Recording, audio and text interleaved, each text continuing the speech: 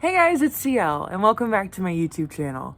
I make brand new Critical Role recaps, usually, and I'll be happy to have you join the party if you'd like. Don't forget to like and subscribe, and hit that Bertrand bell to be notified of future videos. So this week, I wanted to talk about something that I haven't seen a lot of people talk about, and that was going to see the Critical Role episodes live in person. It was all inspired by a dream, honestly, where I was at a live show and Travis was trying to buy me popcorn and I was afraid there was cinnamon in it. Anyway, it doesn't matter. But it made me start thinking how much I want to go and see them live again. It was such a fun experience, and if you get the chance, I highly recommend it. So I'm going to share a little bit about my experiences and what it's like, and also maybe some tips in the future. So I've seen them at a live show 4 times. So 3 of them, 2016, 2017, and 2018, were in Indianapolis, and then I saw them in 2020 in Chicago. And they were all amazing experiences. Highly recommend you go. If you can get tickets, it's worth it. But I know it's a little hard to get, especially if they're at a smaller venue. So the first time I went was in August of 2016. And it was in conjunction with the group going to Gen Con, which they did for several years. Sadly, I don't think they've been recently. I think maybe Matt went last year, but the whole cast hasn't been there since 2019, before the pandemic. So in 2016, they were in a very small theater in Indianapolis. It was around the town center. I don't think doors opened until maybe 6 o'clock, 7 o'clock. I don't remember exactly. But I remember at 2 and 3 o'clock, I drove by and there was already a line around the block of people. There's some dedication that the critters bring to the live show experience. I don't think I'm going to dwell too long on the older ones, just because it's probably a very different experience now. My experience in 2016 to my experience in 2020 is very different when it comes to just the sheer amount of people that were there. But I absolutely loved my time. It was in 2016, it was like the 60 something episode of campaign 1, and they were in the Feywild. And I remember Keyleth getting a "How You Want to Do This," and it was just so loud the way that everyone screamed for Marisha and cheered her on when she rolled a natural 20, and it was just such a great time, a great experience. I got my first piece of Critical Role merch there. It was a little red t-shirt that had the Critical Role logo on it, and I love that shirt still to this day. So overall, 10 out of 10. So 2017 was my first year where I actually knew what Gen Con was. The reason they'd have the live show in Indianapolis was because everyone was there for Gen Con already during that weekend. So in 2017, they moved to a bigger theater, and I think I showed up around 3 hours-ish before doors opened, just to kind of see what the vibe was, because I didn't exactly know. So at these live shows, there weren't assigned seats. They were first come, first serve. If you wanted to sit at the front, they had VIP. So the first say a couple sections in the front would be dedicated to VIP, but then everything else was just kind of first come, first serve. So the faster you got there, the better the seat that you got. In 2017, it was still campaign 1, and it was when they were about to fight Vecna, and they were going up the Titan City. They were making their way up. But 2017, that live show experience, I think, was one of my favorites. I remember the seats were so incredibly loud.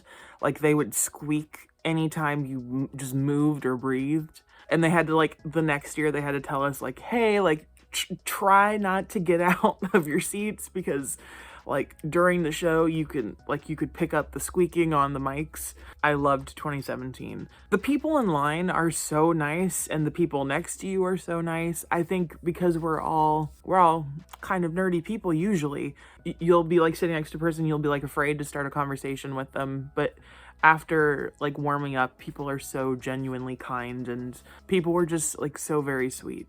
2018 was my last experience going in Indianapolis, so it was while Travis and Laura were on maternity leave. So it was actually the Mighty Nine campaign, and it was episode 26, I believe.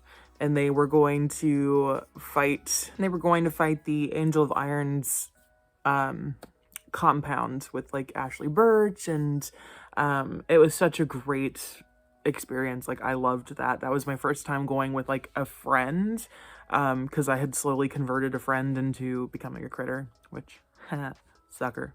And again, people were just so genuinely nice.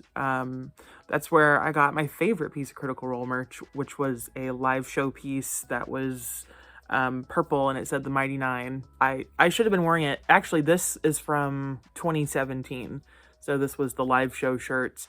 I think the regular is green, and then the live show variant was gray. And then on the back, it has a little gold emblem. My foil's faded out though, because I wear it a lot. So I sat in the balcony the first two shows, and then I sat on the actual ground floor in the 2018 show. So the thing I'll say about merch is that in the beginning, it wasn't really a problem. Like, I think I got up during break or something like that and got my stuff, and it was really easy, really simple. There wasn't too big of a line. It wasn't crazy. People definitely as things got bigger, there were more people, so things started to get a lot longer waits, like going and getting a concession, whatever. So I do recommend that if you can go and line up early, do it, because then you'll be the first person to go in and be able to get your first claim of merch. I think for the most part, they had everything. They had various amounts of things. There was nothing that I wanted that sold out, but I think later on there were some like limited edition things that did sell out, but the merch line can be absolutely crazy.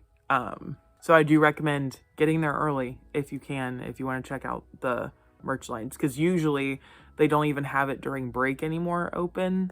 At least that I remember.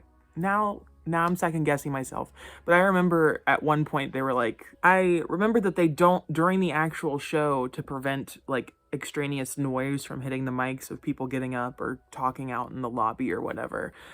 They only would allow people to go buy merch at the beginning, at break, or at the end, as everyone's closing out. But the lines go really quick, and the staff is really efficient, so it's not like too painful of a wait. Like, yes, it is a bit, but there's like hundreds of people ahead of you who are trying to get the same things that you are. So I'll also say, not in 2019, but I think 2018, they had extras. Like, if you didn't make the live show and you went to Gen Con, things that they didn't sell out of, they brought to the Gen Con booth and they sold, but they haven't had a booth in a little bit. And then I believe some live show merch actually does go up now on the Critical Role website, which is shop.critroll.com. So 2019, I didn't get to go because tickets sold out so fast. Like, I think they sold out in like 2 minutes. If you weren't there, you did not get a ticket. So sadly, didn't get to go. There was a lovely person at Gen Con. I believe her name was Alex. If you're out there, thank you so much. But I did a D&D game with her at Gen Con, and we were talking about Critical Role, and everyone at that table loved Critical Role. And so she was so kind and purchased some of the merch that was at that show so that I could get my hands on it. Anyway, back to 2020. It was a little rough because it was in conjunction with C2E2. But in 2020, it was in Chicago in February, so it was bitterly cold, and then the ticket system wasn't working. So all the tickets were digital. We waited in line almost an extra hour. I think it was kind of crazy because the theater's ticket system was failing. So we were out in the cold and they couldn't let anybody inside until they had it working and they could actually scan your ticket to make sure you belong there. But my friends and I met a lovely person online. She was from, I think, Las Vegas, and she was so sweet. We talked about Jenna Marbles, and that show was incredible. It was my favorite one. It was in campaign 2 where I mean, Bo was high. They found out about Essek. They actually, Veth transformed in that episode. That live show is my favorite live show. So it was actually far larger. I think it had like 2 or 3 balconies above the ground floor, where in the Indianapolis ones, it was like just one balcony. So I think it could fit like almost double the amount of people, which was insane. And I felt bad for the people who lined up early because they were out in the cold for hours, and I mean hours. And like in the August and July heat of Indianapolis, they were outside for hours. I remember some people, even though the show doors wouldn't open until like 6 o'clock, there were some people who were there at like 10 and 11 a.m. So there's some dedication in the critter group. You'll also see a bunch of people in cosplay, because some people also, if you were at the Gen Con ones, they were at Gen Con, so they come in costume. But there were people dressed up in the Chicago show, and it was just so cool to see everyone's commitment and love to this show, and it means a lot to me. I'm hoping that they do another one in the States soon. I know that they recently were in the UK, and they did the Mighty Nine reunion as a live show, and I hope that they bring back live shows to the States. If they come to Gen Con, I hope they do. I'm a little afraid that they might have outgrown Gen Con. They've become a giant juggernaut, and I just don't know if Indianapolis is capable of holding what they used to do. Like, I think because, especially in 2019, they sold out like that. So I don't know how they would keep going, unless they're like pulling like a Taylor Swift or a Beyonce and doing like a venue every night, like that whole weekend. I don't see how they would be able to fit and accommodate every single person who wants to go. Some final tips before I go. When they announce ticket sales, put that date and that time in your calendar. Be there like 10 minutes before and be like refreshing, because they sell out quick. Also, if you want to buy tickets, go to their like whatever they're using, whether that's like a ticketing website or a theater website or whatever. Log in, put in your credit card information, make sure you're prepared for just a smooth, easy checkout, because I mean, the thing at 2019 was we were inputting card information when they sold out. So be prepared.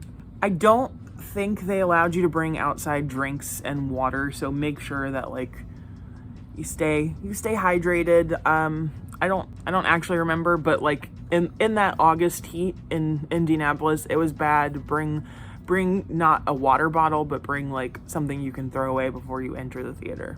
Another tip is, if they do a Gen Con show again, they usually do some kind of panel also at Gen Con, like whatever, like Talks Machina panel that they do. Those tickets, you have to be going to Gen Con. You have to have a badge to get into that panel. If you're going to see them at the like talking panel, Q&A panel, get there early, because usually the seats are not assigned. I know that they were yelling at people who were like sitting in the lobby in front of the room the last year that they were there. So I don't like condone lurking around in the halls, but make sure you're in the general area so that when the time comes that they're starting to let people in, that you're there very quickly, because people will go to the front first, and then the later people will be in the back. So, and those rooms did fill up. Bring plenty of money, because they'll have all kinds of show exclusive merch. Like they've had exclusive dice, they've had shirts, they've had pins, they've had a lot of stuff, but they'll also usually bring some extra things from their website. So that way you don't have to pay shipping if you're already there in person and you want to buy a certain shirt. Not that they'll always have it, but in the past, they've brought a good chunk of stuff that was on their website. And finally, you don't have to bring a friend. My first 2 years, people are just so lovely and kind, and they will talk to you, and they will be more than happy to share their experiences when it comes to this show and this fandom. And Yeah, don't be too shy. It's okay. Don't be like super out there, but like come out of your shell. Don't be afraid to speak with people because they love the same thing you love. You're all there for the same reason. So you've got that going for you. You've got like a safe topic that you can kind of stay borderline at. I hope that this gets you excited for any future potential live shows. And if you've been to a live show, I want to know like what your experiences were. Did you have fun like me? Did you hate it? Were you also out in that freezing Chicago cold? Let me know. Thank you guys so much for watching. Stay safe out there. Good day, my friends.